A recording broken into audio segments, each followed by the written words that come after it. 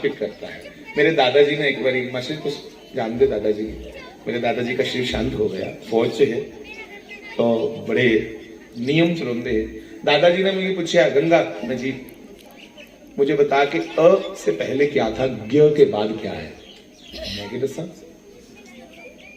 दादाजी ने मुझे पूछा अ से पहले क्या था और ज्ञ के बाद क्या है। क ख जरा बोलने निका बड़ा।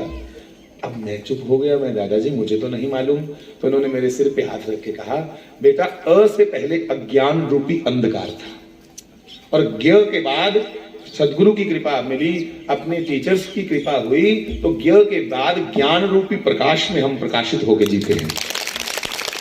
इसलिए अनपढ़ता अपने आप में अंधापन है। आपने एक चौपाई सुनी होगी कि मूक हो ही बाचाल, पंगु चढ़ही गिरिवर गहन, जासु कृपा। भगवान की कृपा से मूक गूंगा बोलता है। अब गूंगा किसे कहा गया? गूंगा उसे नहीं आखेदा जो जीवनी हुए, गूंगा उसे कहा जाता जो अनपढ़ है। हमारे संस्कृत मांगे में कहते हैं कि न शोभते सभा मध्य हंस मध्य बको यथा, माता शत्रु पिता बैरी, जेन वालो न पाठिता।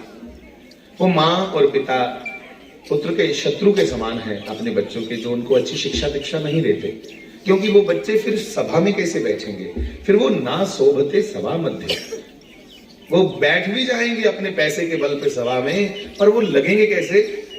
मान लो कोई अमीर है पर अनपढ़ है, बड़े लोगों में बैठ गया तो कैसा लगेगा। तो कहा हंस मध्य वको यथा, जैसे हंसों की उस सभा में कोई एक बगुला बैठ जाए तो हंस है जो बगला बखरा में सो जाए। इसलिए मैं बहुत बहुत बधाई दूं इस स्कूल को, Border Memorial Presentation High Secondary School Makwal.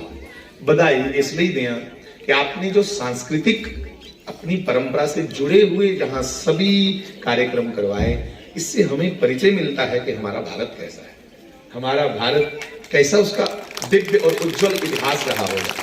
तो बहुत बहुत बधाई। मैं भगवान से विनती करूंगा, प्रार्थना करूंगा, बहुत बहुत आगे लेके जाएं इस स्कूल को आप। और मैं आप बैठे बैठे अपने भाई से बात कर रहा था कि आर्स्टाइटल ने टीचर्स के लिए भी कहा है, उसने 3 कैटेगरीज ऑफ टीचर। उसने कहा है कि पहली कैटेगरी जो टीचर्स की है वो है ओनली टेल्स।